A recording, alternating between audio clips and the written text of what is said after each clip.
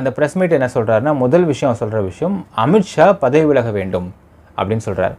நமக்கு ஒரு விஷயம் புரியல மக்களே. இப்போது ஒரு சம்பவம் நடந்துருச்சு அப்படின்னால் அதற்கு ஏன் சம்பந்தப்பட்ட அந்த அரசியல்வாதி பதவி விலக வேண்டும்னு சொல்கிறாங்க எதிர்க்கட்சியாக இருந்தால் அப்படிங்கிறது புரியல.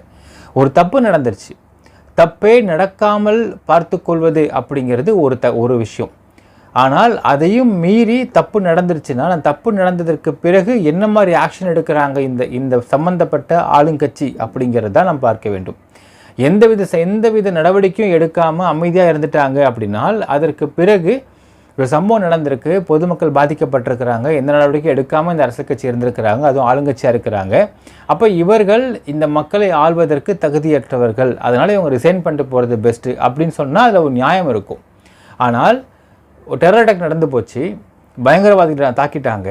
தாக்கினதுக்கு பிறகு அவர் கூறுகின்ற முதல் வார்த்தை அமித்ஷா பதவி விலக வேண்டும்னு சொல்கிறார். ஸோ இதை எதிர்த்து ஒரு ப்ரெஸ் மீட்டில் கேள்வி கேட்குறாரு ஒரு ரிப்போர்ட்டர். என்ன கேட்குறாருன்னு பார்த்தீங்கன்னா, சார் இப்போது கள்ளக்குறிச்சியில் 66 பேர் கலாச்சாரம் குடிச்சு இறந்து போனாங்க, விஷயம் இறந்து போனாங்க. இந்த இடத்துல ஏன் நீங்கள் ஸ்டாலின் பதவி விலக சொல்லவே இல்லைன்னு கேட்குறாரு. அப்போ உடனடியே எந்திரிச்சிடறாரு அங்கே திருமாவளவன். இது நீங்கள் இதுக்கும் அதுக்கும் முடிச்சு போடாதீங்க, இது வேறு மேட்ரு அது வேறு மேட்ரு அப்படின்னு சொல்லிட்டு மழுப்புறார்.